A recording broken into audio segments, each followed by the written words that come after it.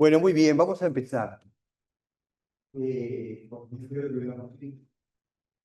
Como se transmite por Zoom, no creo que venga página.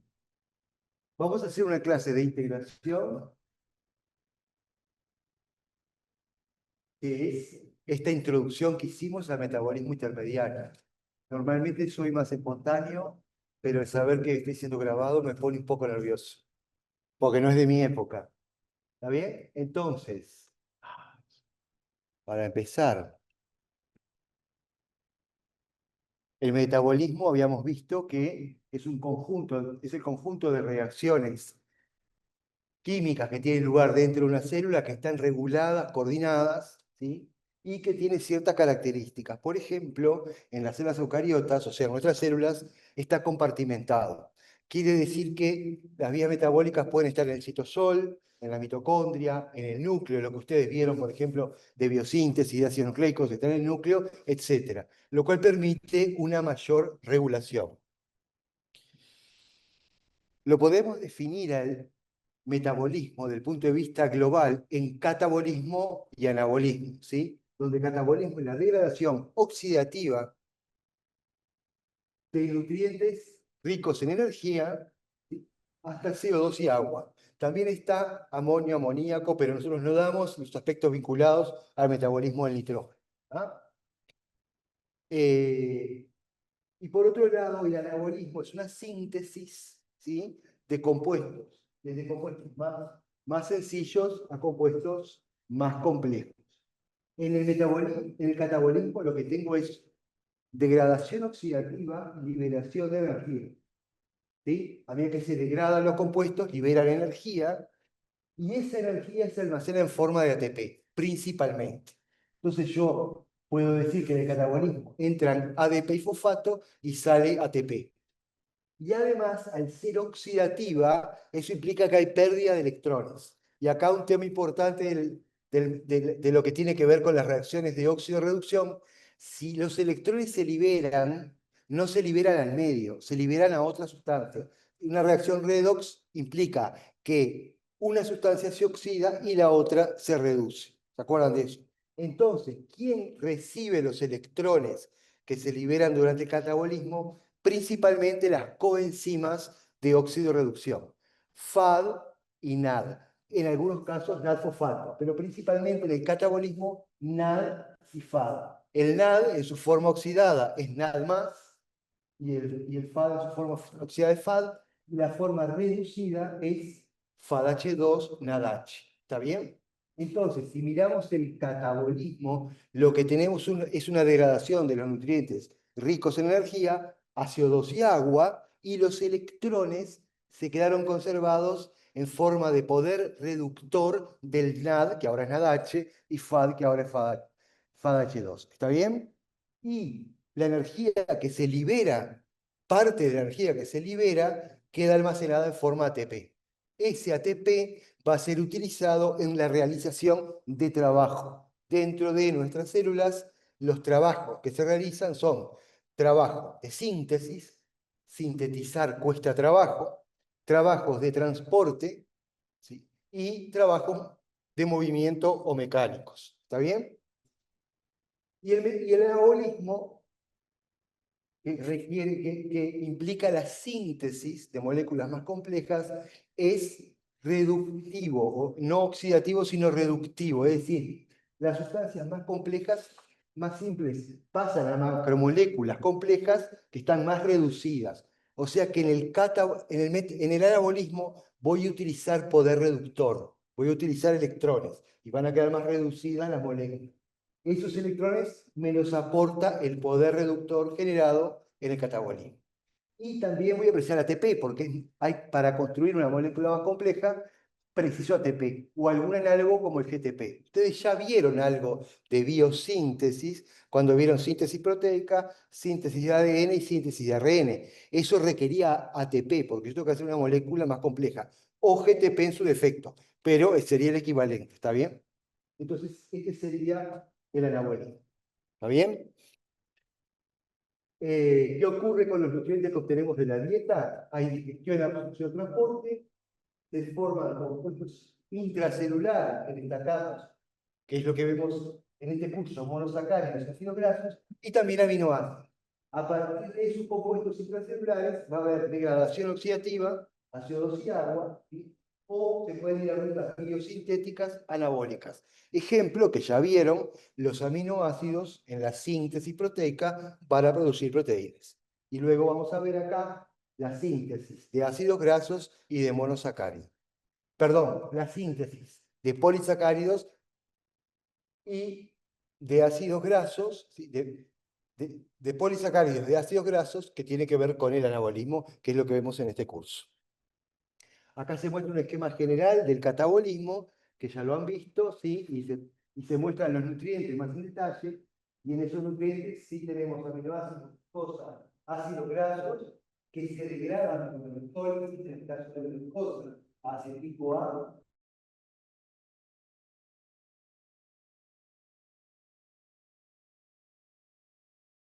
importante que en el ciclo de ácidos cítricos ahí convergen las vías de degradación.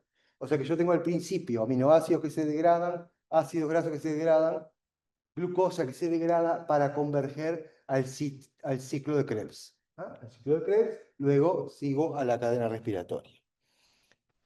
Características de las rutas metabólicas son irreversibles, es decir, transcurren con un delta G menor que cero. ¿Sí? El delta G menor que cero implica que son en conjunto reacciones exergónicas. Eso, para que ocurra, tiene que ser así. O sea, un proceso real tiene que ser exergónico, tiene que liberar energía. ¿Sí? Entonces, son irreversibles delta G negativo. Tienen una etapa limitante al comienzo de la vía, ¿sí? Que limita la velocidad de toda la vía metabólica, ¿sí? Y eso está dado, como vieron ustedes, por enzimas reguladoras. Están reguladas, las enzimas reguladoras catalizan el paso limitante y están compartimentalizadas, como vimos recién. Entonces, luego de esa definición general, vamos a detenernos en la bioenergética, que fue el otro tema que ustedes vieron. Entonces, en cuanto a definiciones, la termodinámica es la ciencia que estudia la energía y su transformación. Y la bioenergética sería la termodinámica bioquímica, es el estudio del cambio de energía que ocurren en las reacciones bioquímicas. De alguna manera, yo a través de la termodinámica, que es la ciencia que estudia la energía y sus transformaciones, puedo predecir si un proceso va a ocurrir o no. O sea, si este proceso, si es parecido, es por ejemplo la energía potencial. Pensemos en la energía potencial gravitatoria. Yo tengo un objeto acá arriba de esta mesa. Entonces, yo sé que este objeto, ¿sí? Si lo muevo, este objeto lo suelto y va a ir en ese sentido, va a caer. ¿Por qué? Porque tiene suficiente energía potencial para pasar a energía cinética y caer hasta que se encuentre con el piso, que es el que le ejerce una fuerza igual y opuesta. ¿Está bien? Entonces, eso es un proceso espontáneo. No es espontáneo que el objeto vaya del piso hasta arriba de la mesa. Eso no es espontáneo porque precisa energía.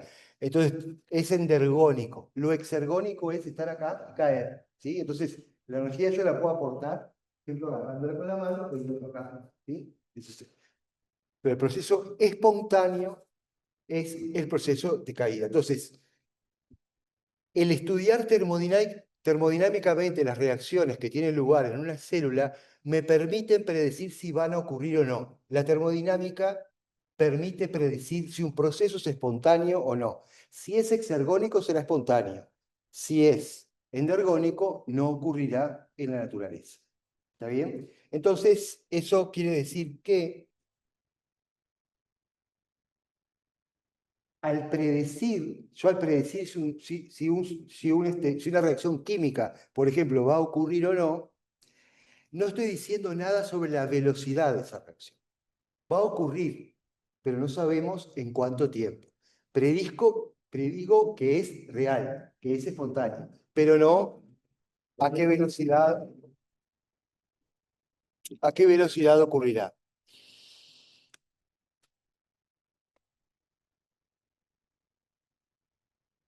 Entonces, para estudiar un sistema, ¿sí? Yo lo tengo que delimitar y a partir de ahí digo, este es el sistema que estoy estudiando. El tubo de ensayo, una reacción química. Puede ser un termo que no deja pasar calor y quiero ver qué pasa ahí adentro. Ese es el sistema. Delimito un límite, delimito, ¿sí? Al sistema y digo, este es mi sistema. Y lo que lo rodea es el universo, es el entorno. Sistema más entorno constituyen el universo. El entorno me refiero al entorno que lo afecta directamente. Entonces, cuando hablo de universo en termodinámica, estoy hablando de sistema más entorno que lo afecta. Y podemos tener sistemas aislados que no intercambian ni energía ni materia, sistemas cerrados que no intercambian energía, perdón, que intercambian energía, pero no materia con el entorno. No saben lo nervioso que me pone esto de la filmación. Y sistemas abiertos que intercambian energía y materia. Entonces, es decir, nos vamos a detener principalmente en la termodinámica de los sistemas abiertos, y eso sería la bioenergética, porque al estar estudiando las células son sistemas abiertos, intercambian energía e intercambian materia. ¿Cómo? Selectivamente, porque tiene una membrana, ¿sí?, que es selectivamente permeable y va a definir qué pasa y qué no pasa. ¿Está bien?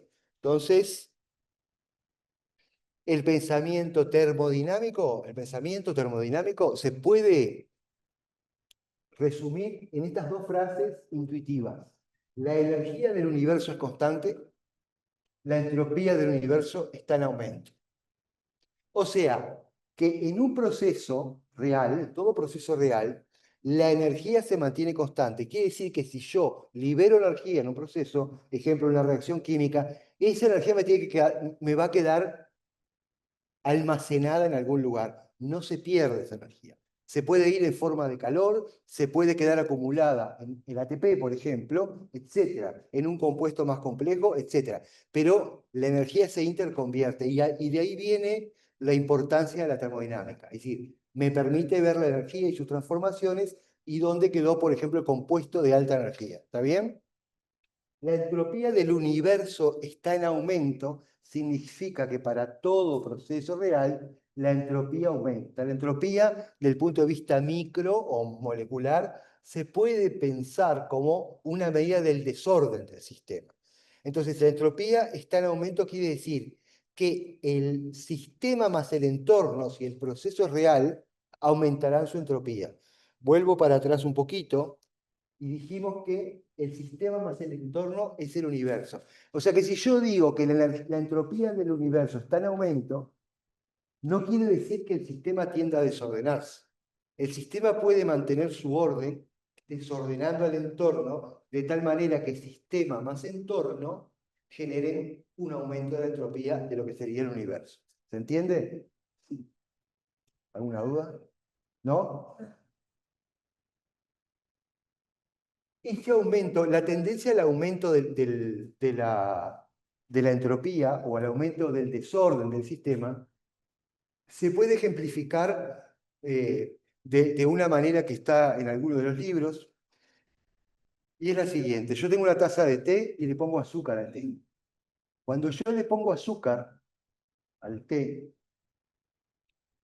al principio, ese azúcar que pongo va a estar toda en un mismo lugar, porque yo la puse, por ejemplo, la pongo al fondo, por ejemplo. No me queda toda abajo. Yo puedo pensar que eso es un sistema ordenado al principio, donde está el té y tiene abajo una capita de azúcar.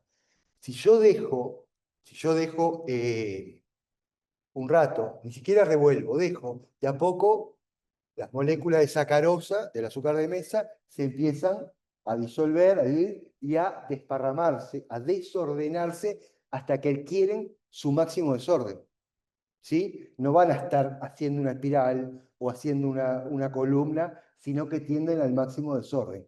Eso es lo espontáneo, es un proceso espontáneo. No sé cuánto tiempo, pero eso es lo espontáneo. Eso implica el aumento del desorden. Eso que suena raro, que es que la tendencia espontánea es al máximo desorden, de alguna manera tiene que ver con una distribución al azar y lo más al azar posible. Eso sería un aumento de la entropía. El proceso espontáneo es ese. El inverso no va a ocurrir. Solito, espontáneamente no va a ocurrir. Nunca. la sacarosa que está disuelta en el té se va a empezar a organizar de tal manera que se va a poner en espiral por la pared de la taza, por decir algo. Entonces, el proceso espontáneo es al máximo desorden.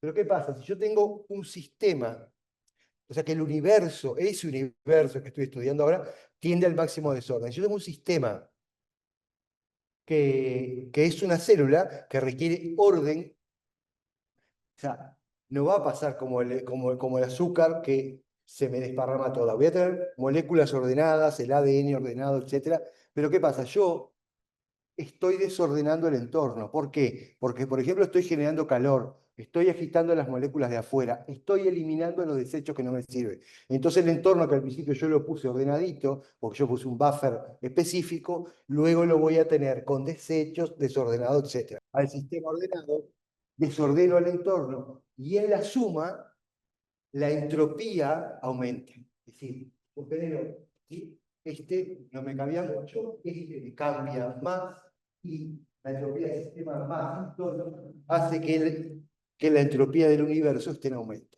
Eso es un poco, ¿se entiende? ¿Sí?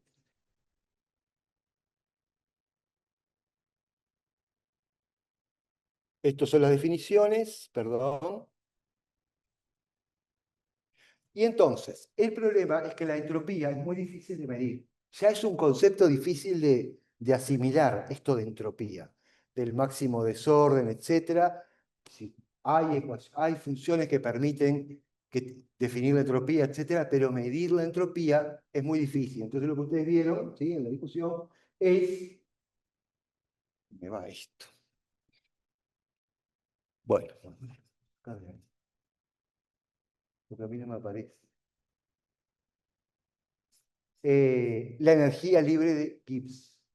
La energía libre de Gibbs, ¿sí? Que se definía como delta H más T por delta S, dejamos esa definición, vamos a mirar otras definiciones que no son útiles, ¿sí? Es una forma de enunciar la segunda ley de la termodinámica. La segunda ley es la que dice que todo, es decir, que todo cambio espontáneo, ¿sí? Transcurre con un aumento de entropía del universo. La energía libre de Gibbs dice permite reenunciar la ley para los sistemas abiertos. Dado un sistema abierto, el criterio para que un proceso sea espontáneo a presión y temperatura constante es que el delta G sea negativo. Entonces, los procesos espontáneos son los exergónicos, delta G menor que cero. Delta G mayor que cero es un proceso endergónico, no ocurre en la realidad, no es espontáneo. Todas las reacciones que ocurren en la célula, todas las vías, tienen que tener, no las reacciones, todas las vías tienen que tener un delta G global menor que cero. Tienen que ser exergónicas para que eso ocurra. ¿Está bien? O sea que cuando yo digo el catabolismo, ¿sí? El catabolismo es degradación oxidativa que libera energía y entonces es un proceso per se exergónico. El anabolismo sería endergónico entonces. Entonces yo para que el proceso sea exergónico le agrego energía de afuera, principalmente en forma ATP. Entonces yo pongo ATP, se me degrada a ADP más fosfato, se libera energía y en la suma el anabolismo también va a ser exergónico, porque le acoplé una energía externa que es la hidrólisis del ATP. Si no, no podría ocurrir y habría solo catabolismo. ¿Está bien? Todo negativo. Claro, todo va a ser negativo. El delta G al final tiene que ser negativo. Entonces, si el anabolismo solo sin haberle acoplado la degradación, la hidrólisis del ATP, sería positivo. Pero como yo le acoplo las reacciones donde degrado ATP, en la suma me es más negativa la degradación de ATP que el catabolismo, sumado a el tema de los electrones que ahora vamos a ver también que se relacionan con delta G. Delta G entonces es una función de estado termodinámica que permite estudiar la termodinámica de los sistemas abiertos, ¿sí? Y predecir si una reacción ocurrirá o no. Se puede decir también, una forma de definir la energía libre de Gibbs es aquella variación de energía capaz de realizar trabajo. No vamos a hacer toda la deducción y de dónde viene, pero yo sé que cuando yo te digo delta G menos 30,5 kilojoules por mol, te estoy diciendo que de la hidrólisis del ATP se liberan 30,5 kilojoules por mol que pueden usarse para realizar trabajo. Por eso que es tan útil en los sistemas abiertos, en la célula, por ejemplo. Porque si yo te digo entalpía, si vos no podés predecir nada, que es lo que vieron en química en el liceo. Por ejemplo, es calor de reacción, nosotros no utilizamos el calor como fuente de energía. Entonces yo digo, mirá, este proceso es exotérmico, que fue lo que vieron, a mí no me permite decir si el proceso va a ser real o no. En cambio, si es exergónico, yo te voy a decir, es espontáneo, es real. ¿Se entiende? ¿Sí? Bien. Entonces, delta G menor que cero, proceso espontáneo real, exergónico. Mayor que cero, no espontáneo, no real, energónico. En el equilibrio, delta G es igual a cero. En el equilibrio no hay variación de delta G. Por tanto, si yo quiero generar energía, tengo que tener un delta G menor que cero para poder liberar energía, ¿no? Que luego la voy a acumular la voy a reservar en algún tipo de enlace, como vuelvo al ejemplo de la ATP. Si quiero liberar energía, tengo que tener un delta G menor que cero. En el equilibrio, yo no puedo realizar trabajo, porque el delta G es igual a cero. O sea, si la energía libre de Gibbs es la energía termodinámicamente útil, o sea, con la que yo puedo realizar trabajo, si delta G es igual a cero, no puedo realizar trabajo. Por lo cual, las reacciones químicas que ocurren dentro de la célula tienen que estar alejadas del equilibrio para poder realizar trabajo. O sea que podríamos decir en forma un poco a la ligera que el equilibrio es la muerte y el desequilibrio es la vida. Ese desequilibrio no es tan, desequilibrio, es estado estacionario. En vez de estar en equilibrio, yo estoy alejado del equilibrio, pero en un estado estacionario. Voy a poner un ejemplo que no tiene nada que ver con las reacciones químicas, la glicemia. Yo me voy a hacer el carnet de salud y me miden la glicemia. Y me dicen, está en 0,9, está bien. ¿Por qué? Porque hay un valor, ¿sí?, que el organismo mantiene a costa de trabajo, ya sea liberando glucosa a la sangre o haciendo entrar glucosa a las células hepáticas, y eso requiere trabajo para mantener un estado estacionario, lejos del equilibrio, porque no es que vaya a haber igual glucosa adentro que afuera, va a haber una cantidad tal que me pueda alimentar todo eso. Por ejemplo, como una dieta rica en carbohidratos, me aumenta la glucosa rápidamente, ya no la célula, el organismo realiza trabajo a nivel de cada célula para bajar los niveles de glicemia y mantenerme en estado estacionario. Entonces, cuando yo digo el equilibrio es la muerte y el desequilibrio es la vida, en realidad es un desequilibrio organizado, alejado del equilibrio, pero en estado estacionario. ¿Se entiende?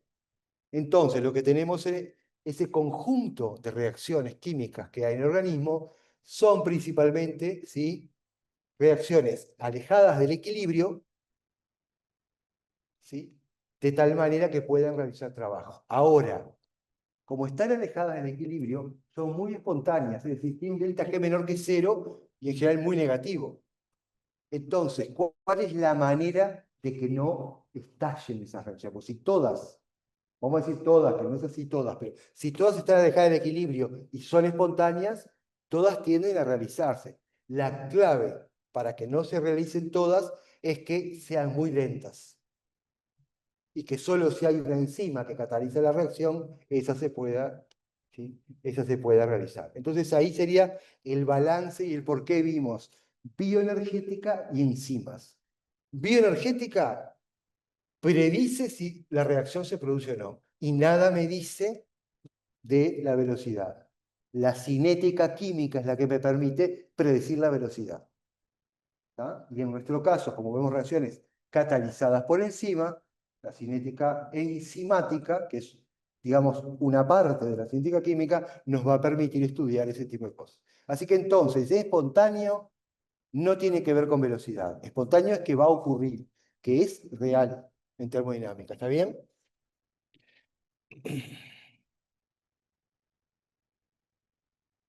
Así que entonces, delta G lo podemos definir como menos trabajo máximo. Es decir, el delta G negativo o trabajo máximo igual a menos. El delta G, vuelvo a leer el ATP, de menos 30,5, quiere decir que yo puedo realizar el trabajo equivalente a 30,5 kilojoules por mol. Entonces, delta G sería como menos trabajo máximo. Es el trabajo máximo. Entonces, pregunto, hidrólisis de ATP me libera 30,5 kilojoules por mol.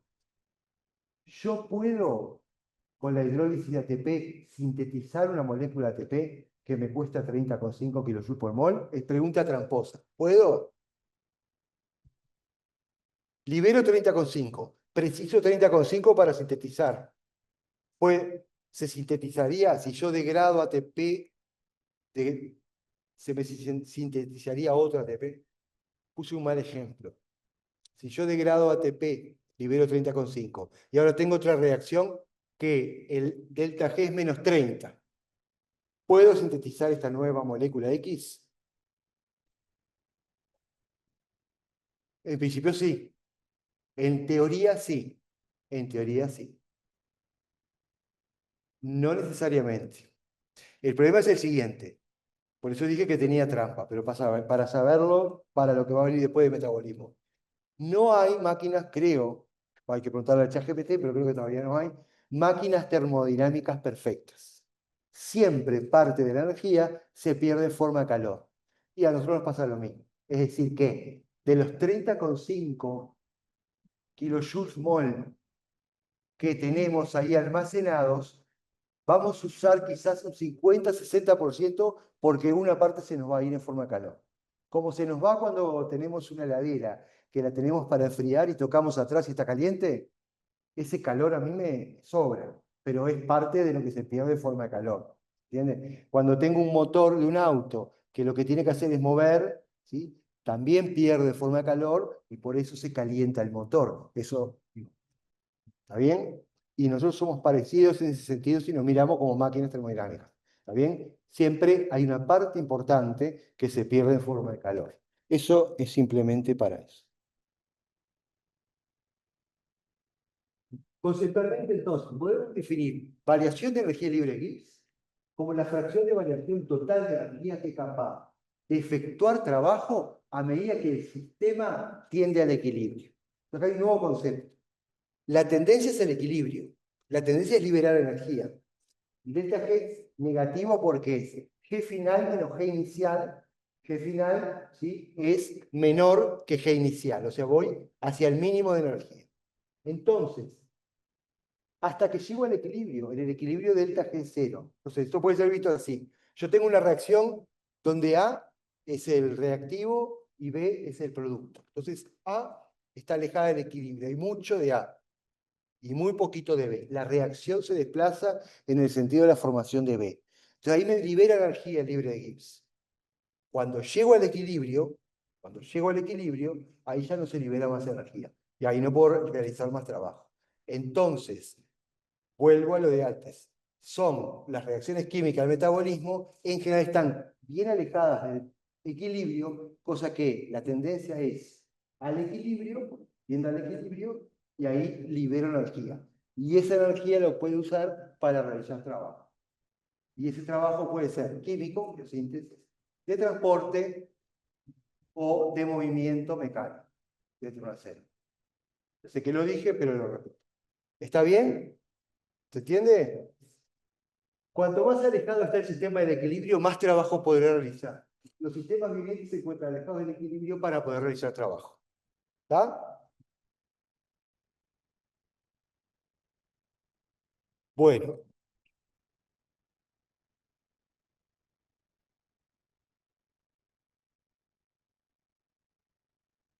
Sí, se está transcribiendo la reunión. Me voy a, me voy al campo, al medio del campo. Sí, transcribiendo la reunión. Bueno, cambio de energía libre para las reacciones químicas. Acá lo que tengo es que la reacción A más B, C más D, ¿está? Reactivos productos. El cambio de energía libre para una reacción química depende de la temperatura y de la concentración inicial de sustratos y productos.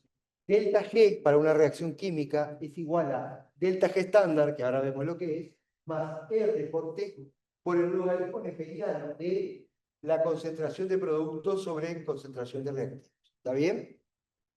Eso es una forma de calcular delta G. Ahora voy a hacer una pregunta, que como no hay nadie de mi grupo, la puedo hacer. Pregunta.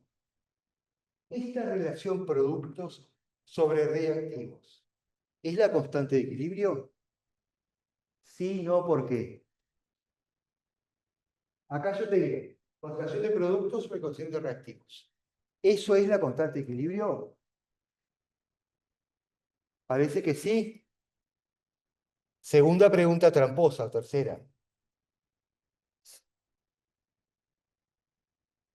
Exactamente. Esa es la respuesta. No, porque no necesariamente son como dijo, son las concentraciones de equilibrio. Podríamos decir, no, porque en realidad yo no estoy acá, eso, en el equilibrio. ¿Cómo se mide una constante de equilibrio? Yo pongo A, B, C y D, todos 1 molar. Los tiro ahí, A, B, o sea, productos y reactivos todos 1 molar. Espero a que lleguen al equilibrio y mido la relación. Y me puede dar 1000, o sea que hay más productos que reactivos. 0,01, hay más reactivos que productos. Y eso es la constante de equilibrio. Son condiciones estándar, todo 1 molar, 25 grados, etc. ¿Sí? Y espero que lleguen al equilibrio y mido reactivos y productos. Y eso es la constante de equilibrio. ¿Se entiende? ¿Qué quiere decir esto? El delta G de una reacción está afectado por el delta G estándar, que es una constante de la reacción, más la temperatura, más la concentración y el logaritmo de productos sobre reactivos. Eso quiere decir, y es una forma de ver lo mismo, que yo variando esta relación productos sobre reactivos, varío el delta G. Entonces yo, por ejemplo, mantengo muy alta este denominador y muy bajo este numerador, o sea, me alejo y mantengo un estado estacionario de velocidad muy alto, y el delta G va a ser de más valor que si mantuviera esto muy alto. ¿Se entiende? Entonces, esta fórmula lo que tiene de interesante es que me permite ver que yo puedo modular el delta G real, no estándar, real de una reacción. Depende de la concentración de productos y reactivos más de una propiedad propia de la reacción, que es el delta G estándar, que es una constante. ¿Está bien? El delta G estándar es lo mismo desde el punto de vista de cómo se mide la constante de equilibrio. Yo tengo que pongo todos los reactivos 1 molar, ¿sí?, a 298 grados Kelvin, porque es temperatura en Kelvin, o sea, 25 grados, ¿sí?, a una atmósfera, a pH 7 en nuestros sistemas, porque lo estándar en nuestros sistemas lleva este apóstrofe para marcar que estoy a pH 7, ¿sí?, y mido el delta G de la reacción. Y con eso tengo el delta G estándar. ¿Está bien? Cuando llega al equilibrio, el delta G es 0. ¿Están de acuerdo? El equilibrio de delta G es igual a 0. En el equilibrio, 0 es igual a delta G estándar más RT por el logaritmo, ahora sí, de la constante de equilibrio. Porque ahora es en el equilibrio. ¿Sí? ¿Estamos de acuerdo? Si delta G es 0, delta G estándar, esto lo paso para acá, es menos RT por el logaritmo de la constante de equilibrio, que creo que es lo que viene.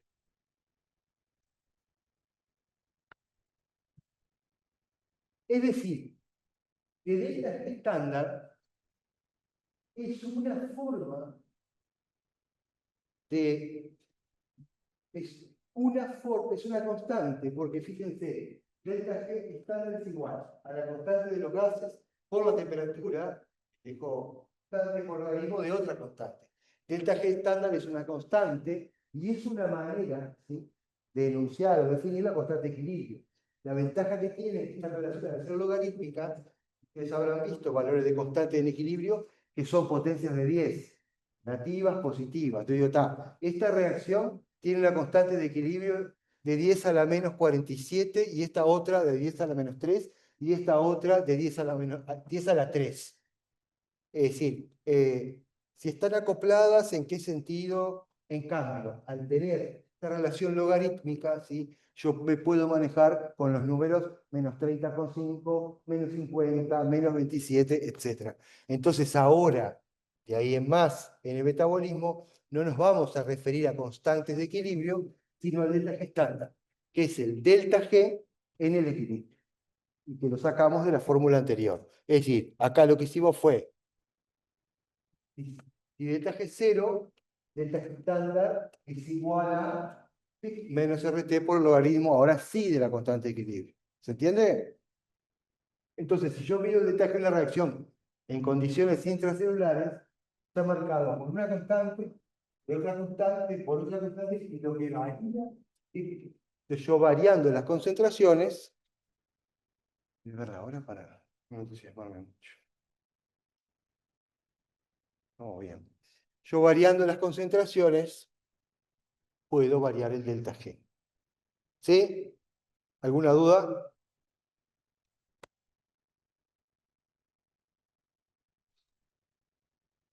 Ahí vemos la constante de los gases, la temperatura. Eso lo tienen en todos los libros, en los repartidos lo van a tener, en los talleres, problemas que se pongan, también sí, van a tener estos valores. ¿Sí?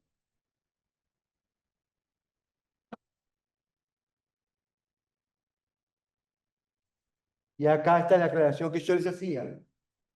Constante de equilibrio va a ser igual a la concentración de CD sobre AB en el equilibrio. Y esa es la diferencia con la otra. Productos sobre activos es lo otro, en cualquier circunstancia. Esto es en el equilibrio. ¿Está bien? Bueno, diferencia entre delta G y delta G estándar es que delta G estándar se mide en condiciones estándar, ¿sí? Y el delta G depende de la concentración de reactivos y productos, en nuestro caso, intracelulares.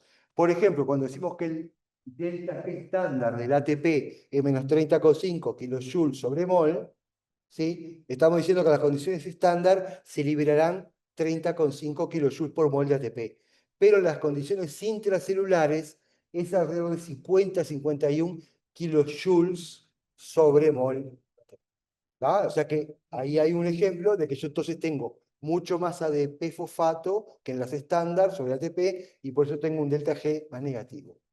Para comparar reacciones, o vayamos a comparar reacciones, tal reacción con respecto a la otra, uso delta G estándar porque si no, no las puedo comparar. Tengo que tener a todas en la misma condición. Por eso que vamos a ver en el metabolismo los delta G estándar. ¿Está bien? Entonces, acá se muestra una reacción típica de dos tipos de reacciones, donde acá lo que tengo es reactivos, productos, acá tengo el curso de la reacción, y cuando yo paso de reactivos a productos, ustedes se acuerdan que para pasar de A a B o de R a P, que lo habrán visto así en química seguramente, yo tengo que alcanzar un estado de transición, ¿sí? Alcanzar un estado de transición para luego poder ir a la formación del producto. El pico de la gráfica, y el pico de la curva, es el estado de transición. Acá estoy viendo energía libre, que no se ve. Acá en las ordenadas dice energía libre y en las abscisas progreso de la reacción. Esta es una reacción, la primera, la de la izquierda, es una reacción es ergónica. Este es el Y de los reactivos, este es el Y de los productos. Acá está el Y de los reactivos, acá está el Y de los productos. Delta G, que es G final menos G inicial, me da un delta G negativo. Porque como ven es más chiquito este G que este G. ¿Está bien? El delta G negativo. Esta es una reacción exergónica. Mientras que esta, el delta G es positivo, porque G final es mayor que G inicial. Y el delta G es positivo. Esta es endergónica. El proceso, ¿ah? Delta G negativo y delta G positivo. La reacción con delta G negativo es espontánea en sentido directo. La reacción con delta G mayor que 0, la de la derecha, no es espontánea en sentido directo. Lo espontáneo sería que se fuera de productos a reactivos. Y este sería delta G. Y ahí sí sería negativo. Acá lo otro que me gusta es este. Si esta reacción de la izquierda tiene un delta G de menos 20, por decir algo, la reacción inversa tendría un delta G de más 20.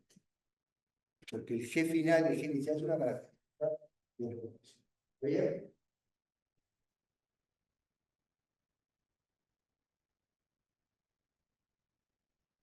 Y ahí se muestra, por ejemplo, en condiciones estándar, la hidrólisis ATP. ATP más agua son los reactivos, ¿verdad? ADP los fosfatos, que son los productos.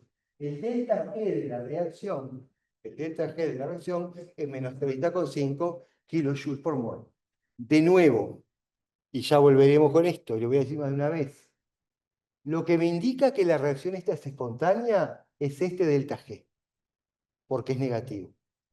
La velocidad va a estar marcada por el delta G de activación, que vamos a ver ahora después, que es el delta G para alcanzar el estado de transición. O sea que desde el punto de vista termodinámico, yo uso lo que se llama funciones de estado del sistema.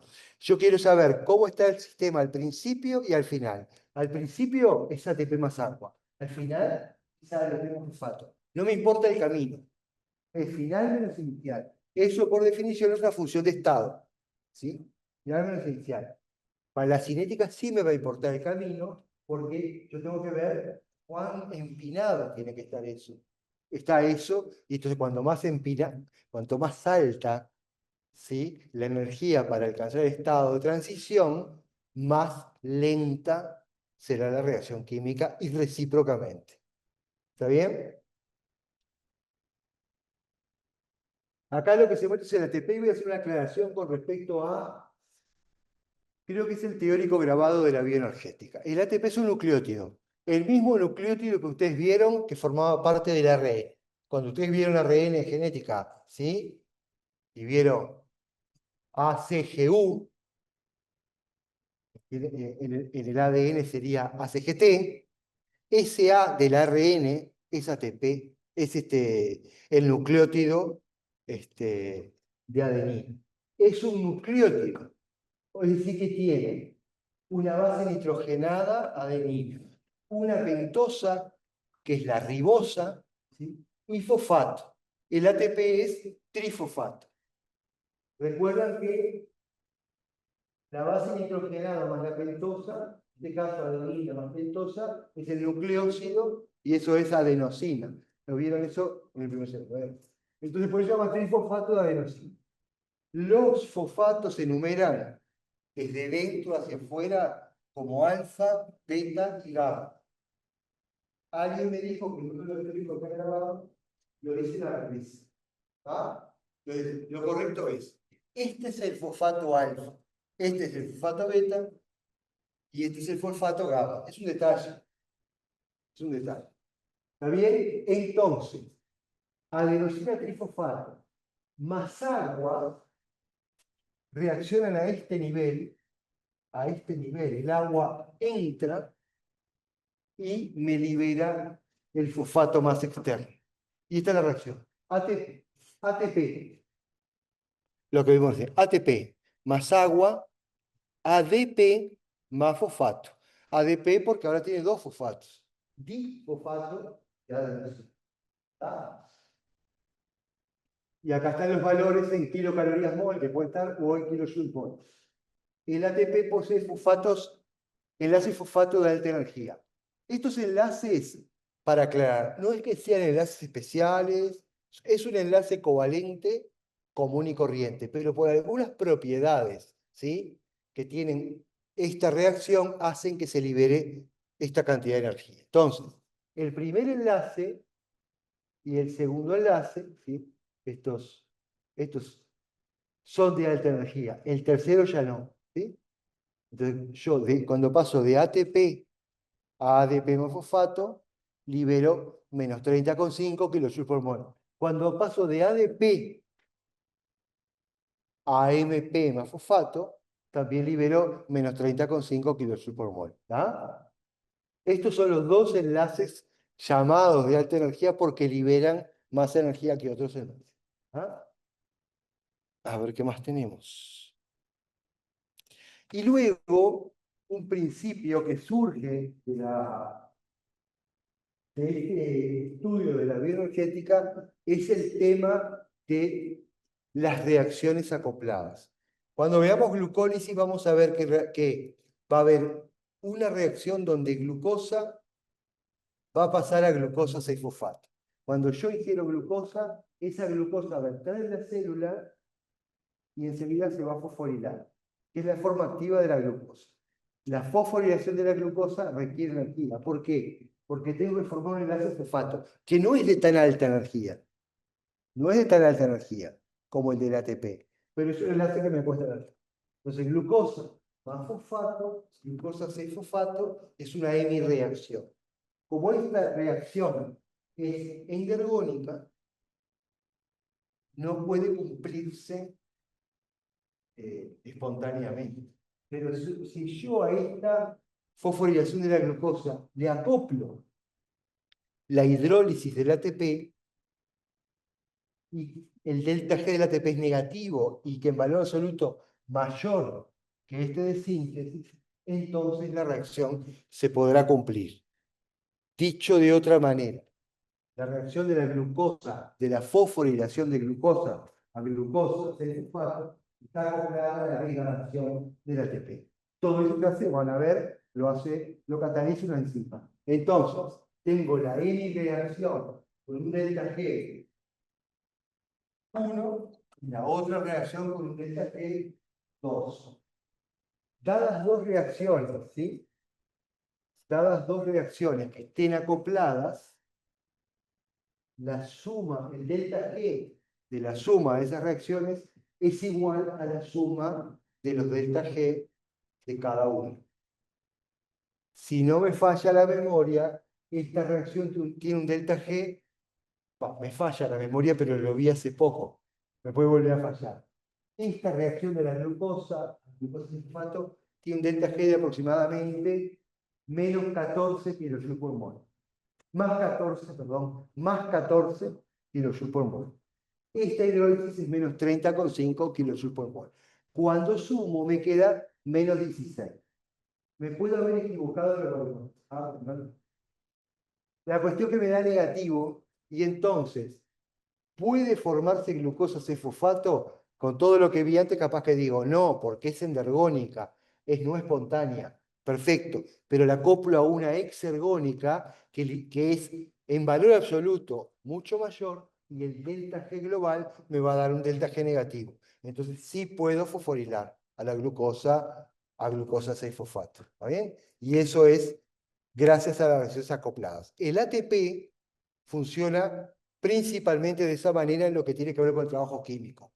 Se acopla a una reacción endergónica para que en el balance global sea exergónica, y eso lo van a ver mucho en la síntesis, porque yo en la síntesis tengo que construir, por ejemplo, para hacer un ácido graso de 16 carbonos, el palmítico, voy a ir poniendo unidades de A2, 2 carbonos, 2 carbonos, 2 carbonos, y tengo que construir esa torre de 16 que me cuesta trabajo. Esa reacción es endergónica, pero le acoplo la síntesis de ATP más la transferencia de electrones, que lo vamos a ver ahora, y se vuelve en el balance exergónica. ¿Está bien? Entonces, todas las reacciones en el metabolismo son irreversibles y están favorecidas termodinámicamente. Por eso que otro principio del metabolismo es que el catabolismo y el anabolismo no son una visión especular. Si el catabolismo de glucosa a piruvato va por un camino, yo no puedo hacer el pasaje de piruvato a glucosa. Tengo que hacer un camino tal que eso sea exergónico, porque lo exergónico es la degradación, por ejemplo, de glucosa a piruvato. Por eso las vías catabólicas y anabólicas no son iguales, pero en el sentido inverso. Tienen que ser distintas, para que todo pueda ser exergónico. ¿Está bien? Bueno, otro tema. Cuando vimos ahora al principio, y cuando vieron las discusiones anabolismo y catabolismo, dijimos que el catabolismo, la degradación es oxidativa, transcurre con liberación de electrones, mientras que el anabolismo transcurre con reducción. Una cosa que van a tener que creo que está en el teórico, en el mini teórico de las discusiones grupales, yo me lo voy a poner. Una cosa importante, cuando yo digo que algo se oxida y se reduce en química orgánica y en particular en metabolismo, de lo que estoy hablando sobre todo es de los carbonos. Y ahí creo que vieron en los mini teóricos de presentación que los estados de oxidación del carbono van de metano, que es CH4, a CO2. La forma más reducida del carbono es metano y la forma más oxidada es dióxido de carbono. Entonces, si algo yo veo que libera CO2, ¿sí? Ya sé que en esa reacción hubo una oxidación, porque un carbono, por ejemplo, un grupo carboxilo, pasa a CO2, la oxígeno. Eso lo vamos a ver igual en las reacciones. Es decir, el CH4 es el más reducido, nosotros no vamos a ver metabolismo de metano, pero sí, por ejemplo, si yo tengo CH2OH, sé que es más reducido que el COH del aldehído, que es más reducido que el COOH del carboxilo, que es más reducido que el CO2. Entonces yo veo que un alcohol pasa a aldehído, se oxidó. Que un aldehído pasa a carboxilo, se oxidó. Que un carboxilo se decarboxila, una sustancia se decarboxila y libera CO2, se oxidó. ¿Está bien? Vamos a verlo en ejemplos concretos. Pero entonces la oxidación implica liberación de electrones, repito, los electrones no se liberan al medio, yo los libero, los expulso al agua, o sea que siempre que yo libero, o sea, siempre que hay un par que se oxida, tiene que haber otro que se reduce. Entonces, ¿cómo se unifica todo eso en el metabolismo? Quienes se reducen principalmente son el NAD y el FAD. ¿Qué pasa? De NAD más o FAD a NADH más FADH2. ¿Está bien? Y ahí me queda lo que se llama el poder reductor. Es decir, me quedan moléculas reducidas que le van a dar electrones o a la cadena respiratoria o a la síntesis. ¿Está? ¿Por qué es importante resaltar el tema de las reacciones de óxido-reducción? Primero porque es lo que pasa a lo largo del catabolismo, oxidaciones, y a lo largo del anabolismo, reducciones. O, en términos generales, oxido-reducciones, porque uno se oxida y el otro se reduce. Lo interesante es que el delta G de una reacción de óxido-reducción se relaciona con,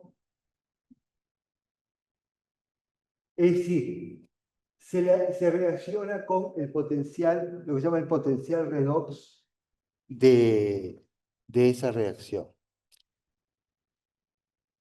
El potencial redox, medido por afinidad de electrón, S0 apóstrofe es el potencial redox en condiciones estándar. A mayor potencial redox, mayor afinidad por los electrones. Esto, no sé si lo habrán visto, pero esto se mide, ¿sí? Se usa una celda de referencia, que es el par hidrógeno, protón más electrón, y luego se ponen en la otra celda y se comunican, ¿sí? Por un conductor, otro par. Entonces, si yo le doy, el hidrógeno es cero, en condiciones estándar de pH 7 es un poco distinto a cero, pero supongamos que el hidrógeno es cero. Si yo le doy electrones al hidrógeno, soy más negativo que el hidrógeno. Si el hidrógeno me da electrones a mí, soy más positivo. Entonces, así hago una escala, entonces puedo decir que los electrones se transfieren desde el más negativo hacia el más positivo. O sea, cuanto más positivo es el potencial redox de un par, redox, cuando más positivo, más afinidad por los electrones. ¿Está bien? Vuelvo para atrás.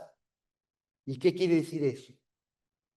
Delta G tiene que ser menor que cero. Delta G, para que el proceso sea espontáneo, tiene que ser menor que cero. Por lo tanto, delta E, para que el proceso sea espontáneo, ¿cómo tiene que ser? ¿Menor que cero o mayor que cero? Mayor, porque acá hay un signo de menos. Es decir, que yo en una reacción, ¿sí? Delta G menor que cero quiere decir que G final es menor que G inicial. Entonces me da negativo. Para que todo esto, ¿sí? Para que esto sea negativo, aunque hay un signo menos, esto tiene que ser positivo. ¿Por qué? Porque N es un valor positivo. Eso es un valor positivo y delta E, para que esto sea negativo, tiene que ser positivo. O dicho de otra manera, dado, dado una reacción redox, va a ser espontánea si el delta E de la reacción es positivo. ¿Se entiende? Sí, porque si el delta E es positivo, el delta G va a ser negativo. Sería otra forma de enunciar, ¿sí?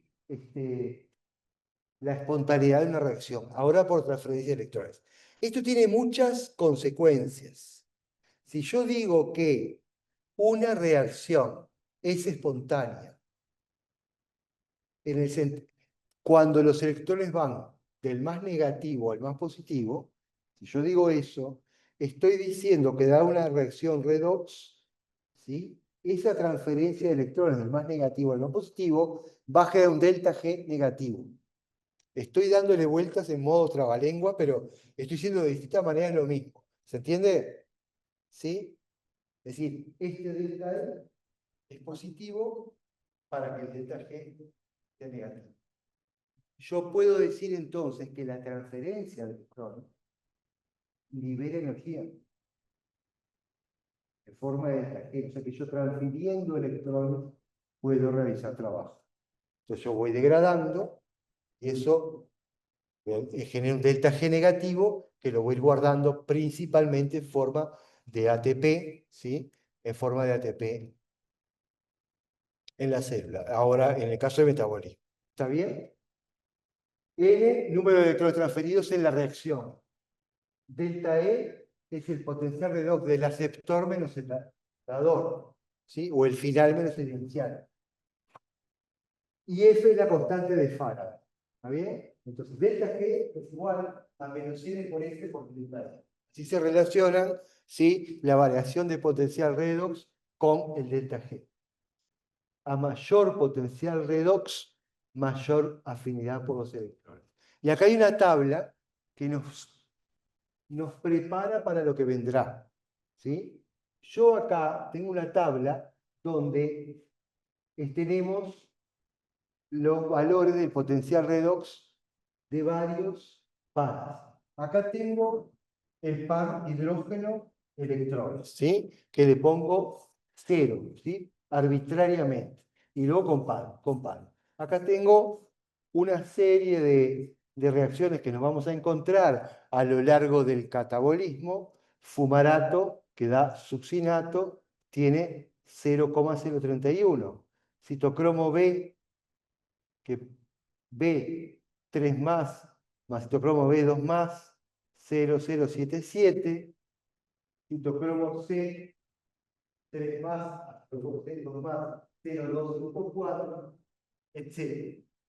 Entonces, si a mí me dicen que todos estos pares redox, ¿sí?, participan de una cadena de transporte de electrones, y lo vamos a ver cuando veamos cadena respiratoria, yo, conociendo los potenciales redox, puedo predecir de dónde a dónde van los electrones.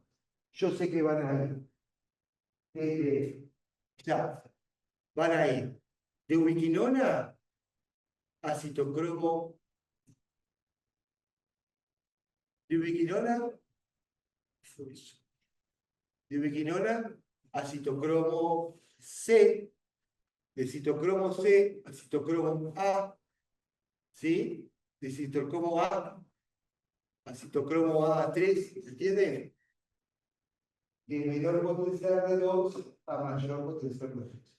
Y al final, acá, con un potencial redox muy alto, me encuentro a los... ¿Está bien?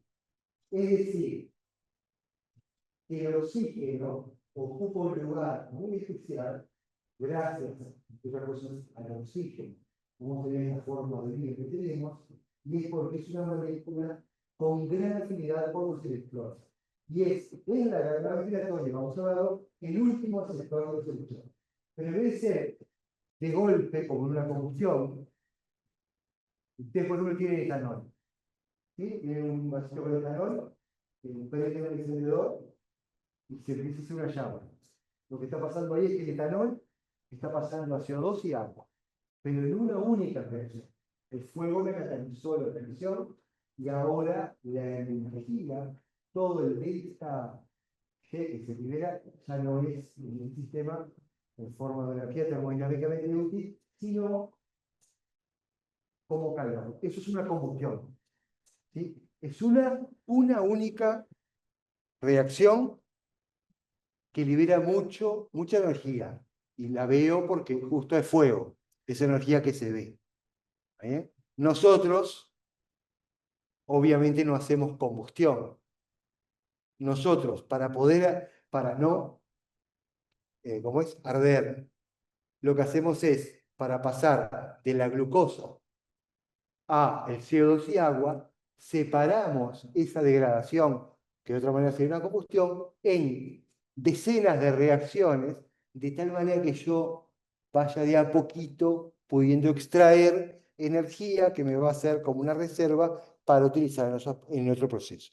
O sea que la degradación o el catabolismo es lo opuesto a la combustión. La combustión es en un paso solo, libero todo. Acá voy separando en pasitos, de manera que yo pueda utilizar esa energía, ¿sí?, y almacenarla. Esa sería la diferencia. Entonces, oxidación, transferencia de electrones, genera energía, ¿sí?, que la puedo almacenar. Acá hay otros pares. Bueno, esto yo no me voy a detener, pero en realidad el delta G de transporte de solutos a través de la membrana, ¿sí?, tiene que ver, ¿sí?, con las concentraciones afuera y adentro. Dicho de otra manera, si yo tengo mucho C afuera, poco adentro, la tendencia va a ser equilibrio. Cuando yo voy cumpliendo el equilibrio, libero la energía. Y recíprocamente, si yo tengo que bombear, tengo mucho C2, C afuera, poco C adentro, la tendencia espontánea es esa que C. Y yo no tengo que bombear para afuera, para expulsarse no es espontáneo. Pero si le acoplo, por ejemplo, la degradación de ATP, será espontánea. Un ejemplo muy conocido es la bomba de sodio y potasio. Yo tengo que bombear sodio para el medio extracelular. Tengo más sodio afuera. Lo espontáneo es que entre el sodio. Lo otro me cuesta porque voy contra el gradiente. Entonces, la bomba de sodio y potasio, que es un complejo proteico, tiene acoplada la hidrólisis ATP. Entonces, hidrolizo ATP, bombeo sodio para afuera. Y voy contra el gradiente. ¿Está bien? Entonces, eso sería un trabajo de transporte. ¿Está bien? Bueno, hasta acá, hasta acá, bioenergética, termodinámica de los sistemas abiertos. Puedo predecir si una reacción se producirá o no. Como suma, básicamente en el metabolismo, las reacciones se encuentran muy alejadas del equilibrio para poder realizar trabajo, ¿no? Un delta G bien menor a cero, muy alejada del equilibrio. Entonces, todas son espontáneas, todas no, porque hay reacciones acopladas, etc. Pero tengo un conjunto importante de reacciones que son espontáneas. Y dijimos, lo espontáneo, a diferencia de lo que nos indica el sentido común, como lo usamos, no tiene nada que ver con la velocidad. Entonces, están alejadas del equilibrio, son espontáneas, delta G negativos, exergónicas, pero la clave es que tienen, en general, una energía de transición muy grande, con lo cual son lentas, ¿sí? Si no tuvieran un catalizador. Esa es la clave donde se juntan la cinética con la termodinámica. A, espontánea. B, lentas, salvo que haya un catalizador. Y ese catalizador son las enzimas catalizadores biológicos. Aceleran muchísimo las reacciones, y su gran mayoría son proteínas. Esto porque hay excepciones, que algunas moléculas de ARN, que se llaman ribosimas, catalizan. No, la actividad catalítica depende de la integridad de la estructura nativa, así como del pH y la temperatura. Las enzimas son proteínas. Todo lo que vieron que afecta, ¿sí?, la conformación nativa de una proteína afecta la actividad de la enzima, porque es una proteína. Si yo la denaturalizo por calor, por pH, le cambio la fuerza iónica, o si hay una mutación que me cambie un poco la conformación, va a disminuir su eficiencia catalítica. Otros compuestos que colaboran en el mecanismo de catálisis. Y esos son los cofactores. Esto se habla en general para moléculas inorgánicas. Por ejemplo, para las reacciones que dicen magnesio, manganeso, zinc, molibdeno. Y es porque precisan cobre, hierro, precisan de esos metales, por ejemplo, que serían cofactores, sin los cuales no pueden actuar.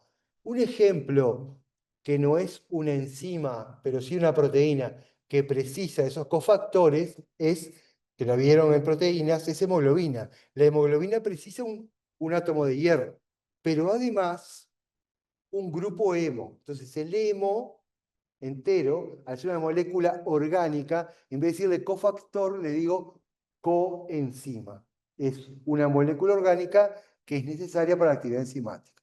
Eso es un grupo prostético, señores. ¿Está bien? Entonces tengo enzimas que precisan de estos cofactores o grupos prostéticos.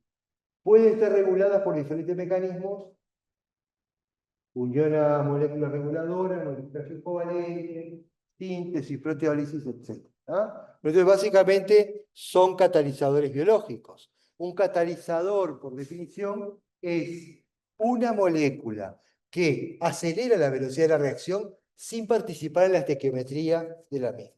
Es decir, que yo te digo, A más B, C más D, ¿sí?, es una reacción. Y si le agrego un catalizador, el catalizador lo pongo al principio, acelera la velocidad de reacción y se recupera intacto al final. ¿Sí? Esa es una de las condiciones del catalizador, recuperarse intacto. La enzima es lo mismo, acelera la velocidad de la reacción y se recupera como enzima al final, pudiendo ir a catalizar otra vez la reacción. Y acá hay una cosa que faltó. Una propiedad de las enzimas que es clave es la especificidad. ¿Sí? Es decir, las enzimas son altamente específicas por su sustrato. ¿Sí? La enzima glucoquinasa, la glucoquinasa cataliza, ¿sí?, la reacción en la que la glucosa pasa a glucosa 6-fosfato. Yo le pongo galactosa, que es muy parecida, y no la reconoce. Solo le entra glucosa. ¿A dónde? A un sitio activo, ¿sí?, podemos pensar que todo este salón, ¿sí?, es la enzima, el sitio activo sería de este tamaño aproximadamente. Es decir, toda esta gigantesca estructura proteica está al servicio de mantener un sitio activo que tiene una conformación tal que solo me entra la glucosa y el ATP para pasar a la glucosa sin fosfato. Y si viene una prima hermana de la glucosa, como la galactosa, que simplemente cambian 1H de lugar, esta no entra. Y si viene la fructosa, que es un poquito más distinta, tampoco entra, y la manosa tampoco, entra solo la glucosa. Y eso pasa para la mayor parte de las enzimas. Hay otras enzimas que pueden permitir 2, 3, 4 sustratos parecidos, pero solo esos. O sea, la alta especificidad es algo que caracteriza a las enzimas. Y si yo le meto, le hago cambios de pH o temperatura mínimos en esta estructura, se me mueve una parte allá y ya este sitio activo, se me queda un poquito así y ya la glucosa no entra tan bien. Entra, pero no entra tan bien y es menos eficiente catalíticamente. Así que eso sería una característica que faltó poner acá, que es la especificidad. Entonces, las enzimas se representan esquemáticamente así, como una molécula que tiene un sitio activo donde entra el sustrato, ahí se produce la reacción y pasa a producto. ¿Está bien? Ahora en vez de hablar de reactivo y producto, nos movemos a hablar de sustrato y producto, porque es el sustrato de la enzima. ¿Está bien? ¿Iba a decir algo más? Bueno, ya me voy a acordar. Entonces, dado que la enzima se une al sustrato, se forma un complejo de enzima. Ah, ya sé lo que iba a decir. A modo de ejemplo para imaginarse por qué una enzima acelera la velocidad de una reacción, del punto de vista, digamos que microscópico imaginario, podríamos hacer así. Yo tengo la reacción de glucosa más ATP, glucosa 6-fosfato más ADP. ¿Está bien? O sea, A más B, C más D. Glucosa más ATP, glucosa 6-fosfato más ADP.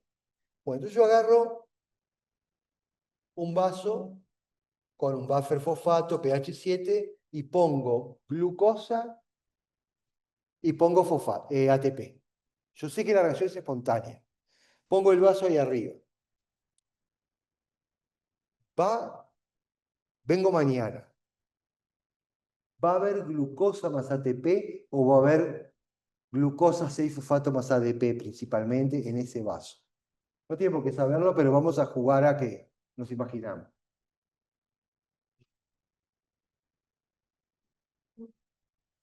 Yo pongo en el vaso glucosa más ATP. Yo sé que lo espontáneo es que pase la glucosa 6-fosfato más ADP. Dejo el vaso de arriba, lo dejo acá, vamos con llave, vamos, y venimos mañana. Yo digo, ¿se transformó todo lo que pudo glucosa a glucosa 6-fosfato? Sí. ¿Por qué? ¿Porque es espontánea? Sí. ¿Eh? Sí. Si vuelvo a la otra vez, es posible que sí, pero es lenta.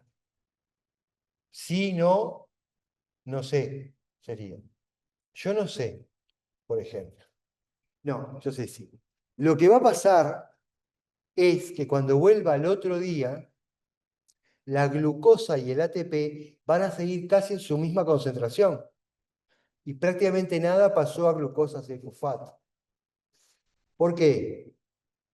Porque esta reacción es espontánea, pero le cuesta mucho ser veloz. Es lenta, pero muy lenta. Quizás en años no se forme no lleguemos al equilibrio. Porque, ¿qué pasa? Imaginemos el vaso. Hay glucosa y ATP que están chocando. Se están moviendo, perdón. Están agitando, ¿no? y después se tienen que chocar, tienen que colisionar. Pero para que glucosa más ATP me dé glucosa 6-fosfato más ADP, tienen que colisionar de tal manera que se enfrente el grupo reactivo de uno con el grupo reactivo del otro, en forma que puedan efectivamente generarse la reacción de hidrólisis. Entonces, por eso es tan lenta, porque tienen que chocar y chocar bien. Ahora, la enzima, porque ahora le agrego la enzima lo que va a hacer es tener afinidad por la glucosa y por el ATP, de tal manera que cuando encuentra el sitio activo, lo retiene. Entonces, choca, choca, choca, choca con la enzima, y cuando choca en el sitio activo, ¡pac!, me queda la glucosa adentro. Cuando viene el ATP, toca acá, toca allá, ¡poc!, y entra en el sitio activo, me queda el ATP adentro.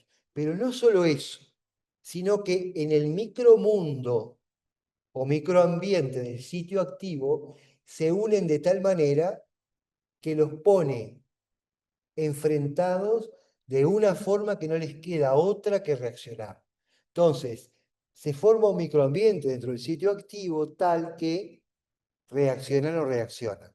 Y cuando reaccionan, la glucosa por la cual tuvo afinidad, la glucosa, ¿sí?, ya no es más glucosa, es glucosa 6-fosfato.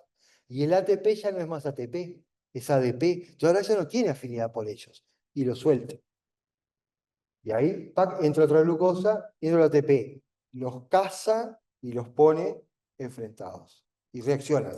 Y ya dejan de tener afinidad. ¿Se entiende eso? ¿Sí? Entonces, por eso, ¿sí? Esa es una manera, vamos a decir, microscópica de ver la eficiencia y la catálisis. De un punto de vista termodinámico, volvemos a la reacción clásica. Acá tengo el sustrato y acá tengo el producto. La reacción tiene que ser espontánea. Si no, no va a ocurrir.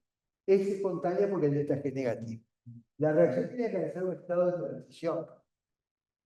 Y esta delta G es la delta G de activación que me da idea, ¿sí?, de la velocidad de la reacción.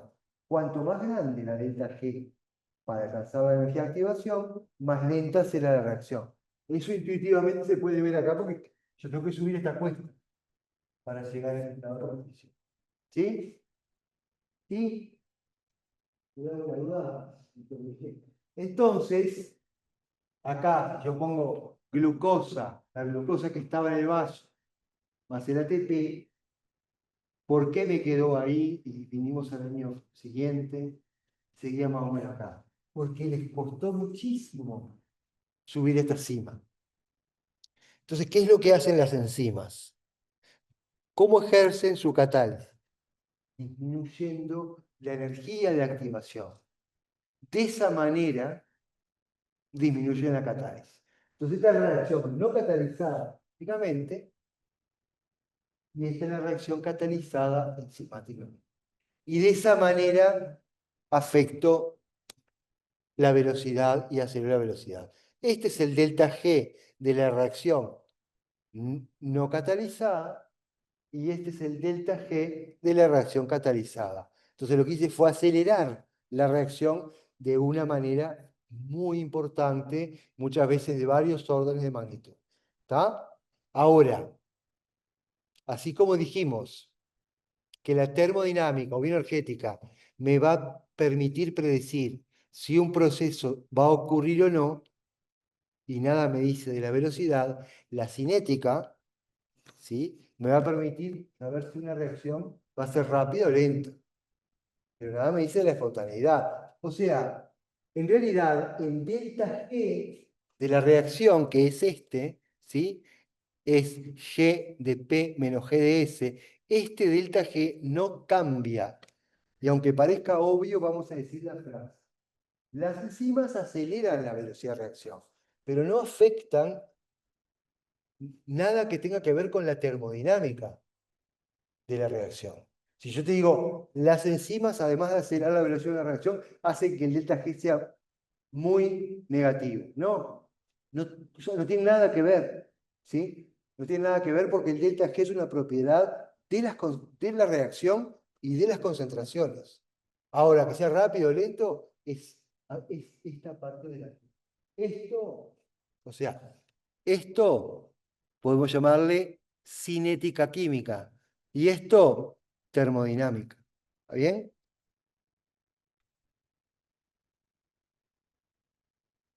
Entonces, cuando hablamos de reacciones enzimáticas, y planteando esto que estuvimos viendo ahora, en realidad la enzima se une al sustrato y se forma un complejo enzima-sustrato. Que ese complejo enzima-sustrato va a dar lugar al producto y a la enzima. Entonces, lo que decíamos de los catalizadores no participan en la estequiometría, en términos de que yo al principio tengo enzima y al final tengo enzima. O sea, se me anulan. O sea, la enzima no es una enzima, se transformó en dos enzimas, etc. Eso significa que no participa en la estequiometría. ¿Bien? Bueno, entonces, dicho esto y mostrado esto, complejo enzima-sustrato, lo que se plantea para una reacción enzimática es que la enzima va a ser sustrato en forma de complejo enzima-sustrato y que esto libera la enzima más el producto. Esta reacción es reversible, porque como estas uniones son reversibles, enzima más sustrato forma el complejo enzima-sustrato, pero puede disociarse. O sea que la primera parte de la reacción es reversible. La segunda, ¿sí?, es prácticamente en este sentido, porque una vez que se forma el producto, lo más probable es que el producto no se una al sitio activo, y entonces la reacción 2 ahí sería en un único sentido, y ya irreversible. O sea que en el complejo enzima-sustrato puede ir a enzima más sustrato de nuevo o transformarse en producto. O sea que esto va a ser un equilibrio. Y esto, ¿sí?, K2 va a ser, ¿sí?, la reacción prácticamente irreversible, es que me va a marcar la velocidad global de toda la reacción enzimática, y la que va a depender va a ser de K2, porque K2 es la que va a determinar si la reacción enzimática va a estar muy desplazada a la formación del producto o menos, dependiendo de su valor. Por eso que a K2 se le llama también constante catalítica. Entonces, a partir de estas ecuaciones, donde yo puedo plantear, yo puedo estudiar en un momento, yo puedo estudiar, perdón, ya lo voy a dejar. Yo puedo hacer un análisis cinético, ¿sí?, de cinética enzimática, tomando en cuenta una situación llamada el estado estacionario. En el estado estacionario, donde la concentración del complejo enzima-sustrato se mantiene constante, bien al comienzo de la reacción, yo estudio velocidades iniciales, porque la formación del complejo, que es A1, ¿sí?, la velocidad de formación del complejo es igual a la velocidad de disociación del complejo, que es K2 más K menos 1. ¿Sí? Es decir, en el estado estacionario, cuando se me igualan, ¿sí?, la formación del complejo enzima-sustrato y la disociación, yo puedo generar una velocidad. Yo puedo plantear una función de velocidad en función de la concentración del sustrato, que es la ecuación de Michaelis. La ecuación de Michaelis se deduce a partir de la definición de la concentración. Lo vamos a presentar ya para la definición. Bien. Pero por ahí es que se deduce. Es decir, se igualan las velocidades. El estado estacionario, la velocidad -1 más velocidad 2 es igual a velocidad 1, y a partir de ahí, miren los libros, llegan a la deducción de la reacción de la ecuación de Michaelis y Mengele, que está planteada. La ecuación dice que la velocidad inicial de una reacción es igual a V máxima por concentración de sustrato sobre Km más concentración de sustrato. La velocidad inicial se mide ya sea como aparición de producto, es lo que se ve acá en naranja, o como desaparición de sustrato. Eso lo vieron. Delta P por unidad de tiempo. O sea que la velocidad se va a expresar en unidades de concentración sobre unidades de tiempo. ¿Ah? Eso acuérdense que si se les plantea un ejercicio, un problema, etcétera, y las unidades se dan en molar, otras en milimolar, una en segundo y otra en minutos, hay que hacer una conversión para usar siempre las mismas unidades para llegar a un valor de velocidad. ¿Bien? Es delta P sobre delta T o menos delta S sobre delta P. Con eso yo mido velocidades iniciales, ¿sí? ¿Por qué iniciales? Porque tengo que medirlas en la región donde yo puedo hacer un delta P sobre un delta T. Es decir, en la zona al comienzo, donde es una recta, la gráfica es una recta, y yo puedo plantear una pendiente, que sería delta P sobre delta T. Por eso mido concentraciones iniciales, porque yo no puedo, no es lo mismo que yo mida delta P sobre delta T acá, que acá. Ahora, si yo me voy a la zona inicial, donde la gráfica es recta, puedo medir una pendiente. Y ahí voy midiendo velocidad inicial. Y con eso, graficar velocidad en función de concentración estructural. Fundamental algo obvio que hay que decir. Cuando yo hago este experimento donde mido velocidad en función de concentración de sustrato, yo dejo fijo el tiempo, o sea, las velocidades las mido siempre al mismo tiempo, y el tiempo lo defino por, es decir, el intervalo inicial donde es prácticamente recta, ¿no? Y la concentración de enzima la dejo fija. Esto es obvio, pero cuando muestro esta ¿sí? Es concentración de enzima constante y el tiempo constante. De esa manera, la variable, lo que yo varío, es la concentración de sustrato. ¿Sí? Entonces varío la concentración de sustrato, mido velocidad inicial y obtengo esta gráfica en la mayor parte de las enzimas.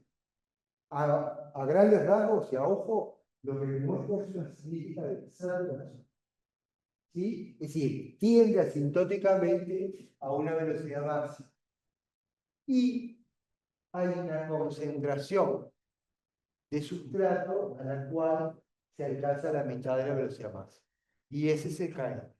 La velocidad máxima y el KM son parámetros cinéticos que permiten hablar de características de la enzima, de tal reacción química, pero el KM es constante, la velocidad máxima no. La velocidad máxima va a depender de cuánta enzima puse. Cuanto más enzima ponga, más velocidad máxima va a tener esa reacción. ¿Ah? El KM es la velocidad a la cual se alcanza la mitad de la velocidad máxima. Ahora volvemos sobre esta otra parte.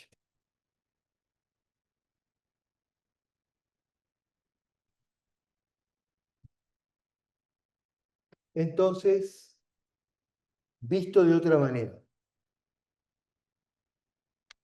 si yo estoy graficando velocidad inicial en función de concentración de sustrato, la I de la función es de sub 0. I igual a una constante por X sobre, perdón, a un valor por X sobre otro valor. B máxima sería la asíntota por X sobre B, vamos a ponerle, más X. A lo que quiero llegar es que en realidad esta es la ecuación de una hipérbola rectangular, que es el comportamiento micaeliano, la hipérbola rectangular. Tiene un problema que es el siguiente. Hay una asíntota, el valor de B máxima me lo da la asíntota. La asíntota, ustedes saben, ¿sí? Es cuando tiene infinito, es decir, cuando tiene infinito, entonces llego al valor de la asíntota, o sea, la B máxima. O sea que no es un valor exacto. Luego, a partir de la B máxima, calculo KM, pero este es su valor aproximado. Dividido 2, voy a seguir con el error. Y el KM también va a ser aproximado. Pero al ser una hipérbola rectangular, si yo hago las inversas, ¿sí? Voy a obtener una recta. Y por eso, ¿sí? que una de las maneras de rectificar una de estas curvas, hay varias, pero una de las que vemos nosotros es el estudio de las dobles recíprocas. Es decir, hago 1 sobre B sub 0 en función de 1 sobre concentración de sustrato y me da esto.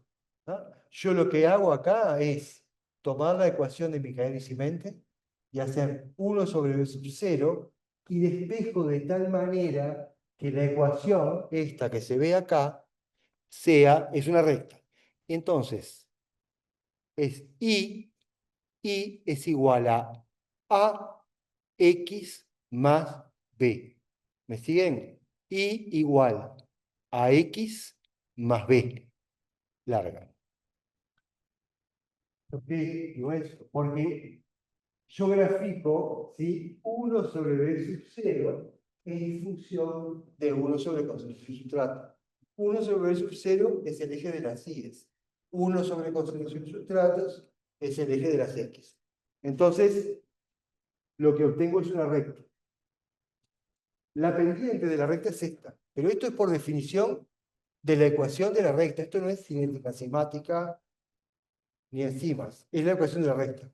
Si I igual a X, si I es igual a X más B, la pendiente es A, Km sobre B máximo. Así que la pendiente de esta reacción es Km sobre B máximo. Y cuando X, miren el cursor ahí, cuando X es igual a 0, Y es 1 sobre B máximo. ¿Por qué? Porque si esto es 0, por KMB máxima es 0. 1 sobre B sub 0 es 1 sobre B máximo. Quiere decir que está ordenada en el origen, este punto es 1 sobre B máximo. Entonces ahora no tengo una asíntota. Tengo un punto de corte en la ordenada que es 1 sobre B máximo, así que hago la inversa y me queda B máximo. Y tengo una pendiente que es Km sobre B máxima, que tengo el valor. Y como tengo el valor, saco Km. Es decir, si el valor es 2, Km sobre 5, que me da la máxima, ¿sí?, es 5 por 2 es 10. Fin. Si simplemente lo despejo. Saco B máxima, deduzco Km. ¿Está bien? Y si no, también tengo este punto de corte que es menos 1 sobre Km cuando I es igual a 0. Acá hagan el ejercicio, pongan acá 0 y empiecen a despejar para que no me tengan que creer todo lo que digo, y este punto de corte es menos 1 sobre Km. Entonces, a ustedes le dan una tabla de valores. Concentración de sustrato, velocidad. Calcúlenme la velocidad máxima y el Km. Lo correcto es hacer las inversas, hacer la regresión o la gráfica según lo que le pidan, marcar 1 sobre B máxima, calcular B máxima, y la pendiente Km sobre B máxima. ¿Está bien? Por eso, lo que muestra este esquema es cómo se hace el experimento. Simplemente. Yo agarro, tengo varios tubitos acá, entonces el tubo 0 pongo 0 de sustrato adentro. En el tubo 1 pongo de concentración de sustrato 0,05 milimolar. Todos tienen en sí la misma cantidad. Entonces pongo 0,05 milimolar y mido la velocidad. Al otro pongo 0,1 y mido la velocidad. El otro pongo acá. Y de esta manera, acá. Voy midiendo la velocidad dejando concentración de encima constante y el tiempo constante y voy midiendo, ¿sí?, la velocidad. ¿Qué más? Si yo tengo la enzima, si yo duplico,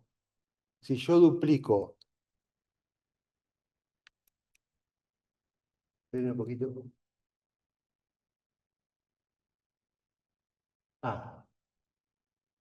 Yo dije que dejo la concentración de enzima constante. ¿Por qué? Porque la enzima tiene una capacidad que depende del número de sitios activos que tiene, de su concentración. Es decir, si yo le pongo, tengo 1000 moléculas de enzima, ¿sí? Y 2000 de sustrato en 10 segundos, la enzima opera a una velocidad, perdón, si tengo 1000 moléculas de enzima y le pongo 10 de sustrato, 20, 50, 70, la enzima va a operar a una velocidad que nunca está saturada. Ahora, yo si le pongo 2000 moléculas de sustrato en tiempo de reacción muy corto, entonces opera a una velocidad que va a ser igual a que si le pongo 3000, 5000, 10000, porque está saturada. Pero si en vez de tener 1000 moléculas de enzima, tengo 2000, duplico la velocidad máxima a la que puede actuar. ¿Por qué? Porque dupliqué el número de sitios activos. O dicho de otra manera, la velocidad de la enzima es proporcional a la concentración. La velocidad de la reacción catalizada enzimáticamente es proporcional a la concentración de enzima. Si yo tengo una concentración saturante de enzima, puedo graficar una gráfica de velocidad de concentración de enzima que al ser saturante, la cantidad de sustrato que le puse, o sea que lo puse en exceso, tal cual siempre estuviera saturada, esta gráfica va a ser velocidad máxima en función de la concentración de enzima. Es una recta, ¿sí? Por lo tanto, tiene una constante de proporcionalidad. K, ¿sí? Velocidad máxima es igual a constante por la concentración de enzima total. Esa constante es la constante catalítica o K2. O sea que yo, en forma saturando la enzima y midiendo las velocidades máximas, variando las concentraciones de enzimas, puedo calcular la constante K2, ¿está bien? Que es la constante de proporcionalidad de esta gráfica, ¿sí? Entonces, el máximo es igual a K2 por concentración de enzima total. Me tengo que asegurar que en todas las condiciones estoy en velocidad máxima. Yo acá lo que hago es dejo fijo el sustrato saturante, ¿sí? Y voy variando la concentración de enzima y mido la velocidad. Y ahí calculo la constante catalítica. ¿Está bien? Bueno, después vieron inhibidores, me imagino. En particular, lo que hablamos son los competitivos. Son inhibidores que compiten por el sitio activo porque se parecen en general al sustrato. En la vida cotidiana farmacológica, esos inhibidores son muy frecuentes. Por decir uno, el ibuprofeno es un inhibidor competitivo de la enzima ciclooxigenasa. Entonces, como esa enzima ciclooxigenasa, ¿sí?, cataliza reacciones vinculadas, ¿sí?, a inflamación y a dolor, ¿sí?, dentro de una vía de la prostaglandina, del ácido araquidónico, yo le compito y de esa manera bajo los síntomas inflamatorios o de dolor. En general, muchos de estos fármacos son inhibidores competitivos porque el inhibidor competitivo es un inhibidor que se une reversiblemente al sitio activo.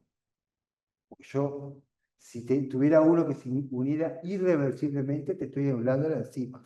Entonces lo que hago es inhibo reversiblemente,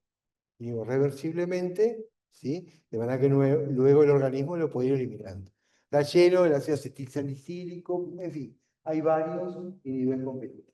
¿Tá? O sea que acá lo que se plantea es que a la reacción donde se forma el complejo enzima-sustrato para enzima-producto, se le agrega que la enzima más el inhibidor forma el complejo enzima-inhibidor. Entonces, si cuanto más inhibidor competitivo pongo, más le compito a la enzima y más tironeo hacia, mirá. Y también hay una propiedad de la afinidad de que tiene el inhibidor, que depende de esta constante de equilibrio, es decir, hacia dónde estuvo mal lo que dije de afinidad. Es decir, las propiedades de la reacción. Es decir, si la reacción tiende a tener mucha concentración de complejo enzima inhibidor, entonces es un inhibidor mayor que si tuviera más bien tendencia a tener baja concentración del complejo enzima inhibidor. Entonces, lo que no cambia en los inhibidores competitivos es la velocidad máxima. ¿Por qué? Porque si yo agrego suficiente sustrato, gano esa competencia. El sustrato me va desplazando el inhibidor. Entonces, yo lo que tengo es que la velocidad máxima no me varía, pero sí me varía el llamado Km aparente, porque Km dijimos que es una propiedad de la reacción isoenzima, de la enzima y la reacción que cataliza. Pero cuando yo lo mido experimentalmente en presencia de un inhibidor, tengo un Km mayor. O sea, preciso mucho más sustrato para alcanzar la mitad de la velocidad máxima. Entonces, por eso digo que aumenta el Km, en realidad lo correcto es decir que aumenta el Km aparente, porque el Km es una propiedad en sí. ¿Cómo se ve? Acá, el punto de corte acá es el mismo, porque como uno altera la V máxima, 1 sobre V máxima va a ser. Pero sí, se me va, a medida que aumenta la concentración de inhibidor, se me va yendo hacia, ¿sí? El ángulo se va haciendo cada vez más agudo acá, el diente mayor, y acá el punto de corte de las abscisas, ¿sí? Que es menos 1 sobre Km, lo que indica que va a haber un aumento de Km. Entonces, no aumenta, no varía la V máxima, varía el Km, entonces se trata de un inhibidor competitivo. Y para terminar, hay un conjunto de enzimas que son enzimas reguladoras, que son las enzimas alostéricas, que prácticamente todas tienen más de una subunidad. Entonces, al tener más de una subunidad, tienen lo que se llama el efecto cooperativo. El efecto cooperativo es el que me da aquella gráfica de la derecha, que es sigmoidea. La gráfica sigmoidea, si yo hago una curva de velocidad en función de construcción circular, me encuentro con que no hay una hipérbola rectangular, sino una sigmoide. Entonces yo digo, esta no es una enzima micaeliana, por tanto no puedo medir Km, porque lo de Km vale para las enzimas micaelianas, o sea, que tienen la cinética micaeliana, que son casi todas. ¿Ah? Este es otro tipo de enzima. Yo acá lo que veo es cooperatividad. Entonces, cooperatividad implica que la cooperativa está dada por lo siguiente. Son enzimas multiméricas con más de una subunidad, triméricas, tetraméricas, son enzimas con más de una subunidad y donde la unión de sustratos genera cambios conformacionales que hacen que cambien las propiedades cinéticas de la enzima. Al principio la enzima arranca despacio, cuando hay poco sustrato, se empieza a unir sustrato, pero empieza a haber un cambio de conformación que hace que la enzima mejore su catálisis, cambiando la conformación. Y si agrego mayor concentración de sustrato, entonces la enzima va a ser mucho más rápida, que es la mitad de la curva donde se ve la máxima pendiente. Pero como toda enzima, o más que sea una enzima con efecto cooperativo, o como toda enzima, tiene una cinética de saturación, porque sus sitios activos se saturan, entonces tiende a una velocidad máxima. Entonces, en estas enzimas con cinética sigmoidea o no micaeliana, yo mido como parámetros cinéticos. Puedo medir la V máxima, que también depende de la concentración de enzima, no es una constante, y en vez de hablar de Km, hablo de K05, para diferenciarla de la micaeliana. K05, la concentración a la cual se alcanza la mitad de la velocidad máxima. Estas enzimas, ¿sí?, en general, vamos a ver, tienen el efecto cooperativo y además son enzimas alostéricas. Alostérica quiere decir otro sitio. Aparte del sitio activo, tienen otro sitio que tiene, digamos, vamos a decir, equivalente en tamaño, muchas veces al sitio activo, pero tiene otro sitio por donde se modulan. Entonces yo tengo la enzima, y esa enzima hace como cualquier enzima, se une al sustrato y cataliza por producto, pero tiene otro sitio donde se unen moduladores alostéricos. El modulador alostérico puede ser positivo o negativo. El positivo le aumenta, la mayor parte de los casos, le aumenta su velocidad y el negativo se la disminuye. Entonces, yo pongo un modulador alostérico, a ver si tengo el ejemplo acá. Entonces, efecto cooperativo es una cosa, y es que hay un efecto cooperativo a medida que se une el sustrato. Y efecto alostérico, ¿sí?, o alostería es, o enzima alostérica, es que tiene otro sitio, diferente al sitio activo, que es modular. Entonces lo que se muestra acá es, con un modulador alostérico positivo, lo que me aumenta es la eficiencia catalítica. Fíjense que se corre a la izquierda, quiere decir que preciso mucho menos sustrato para alcanzar la mitad de la velocidad máxima. Y el modulador alostérico negativo, ¿sí? Preciso mucho más sustrato para alcanzar la mitad de la velocidad máxima. Es decir, que el positivo la hace más eficiente catalíticamente y el negativo menos eficiente. El modulador alostérico, como vamos a ver, a veces puede ser el propio sustrato o pueden ser otros. Son pocos los más comunes. Y en el metabolismo vamos a ver que en realidad son como hubo una evolución que permitió que fuera para sensar. Por ejemplo, yo tengo una vía A que sirve para la síntesis de ATP y otra vía B que usa ATP. Si yo tengo mucho ATP, es muy probable que ese ATP module alostéricamente a la primera enzima de la vía A, ¿sí? Y que active, que inhiba la vía A y que active alostéricamente a la B. Entonces, los moduladores alostéricos, muchos son comunes. A veces esa es la relación NAD-NADH, ATP-ADP o algún otro metabolito. Entonces, de esa manera se va regulando más finamente el metabolismo. ¿En qué sentido? Que si tengo mucho ATP, freno todo lo que es vías que sintetizan ATP y aprovecho para activar vías que usan ATP. A veces no preciso ácidos grasos, por ejemplo. Bueno, hago glucógeno en el hígado, supongamos, y guardo una reserva de glucosa. O no preciso ácidos grasos en la célula, pero los mando para el tejido adiposo para que se reserven así. O sea que de esa manera yo puedo modular que no estén a la vez funcionando la síntesis y la gradación de glucosa, por decir algo, a través principalmente de enzimas alostéricas, ¿no? Y luego es la modulación covalente que no nos vamos a detener y la vamos a mirar mejor cuando veamos la integración del metabolismo, glucógeno, etcétera, y es que yo puedo, ¿sí? A través de modificaciones covalentes, en este caso se muestra el ejemplo de fosfato, hacer que una vía sea activa y otra inactiva. La vamos a ver después porque estas modulaciones en general se dan a través de transducción de señal. Son señales que llevan de afuera de la célula, activa una proteína que fosforila varias. A algunas, al fosforilarlas, las activa y a otras las inactiva. Como es muy en abstracto, no me voy a detener y vamos a verlo en ciertos ejemplos cuando veamos glucógeno, cuando veamos integración del metabolismo. Bueno, me pasé de tiempo, pero bueno, es todo por hoy.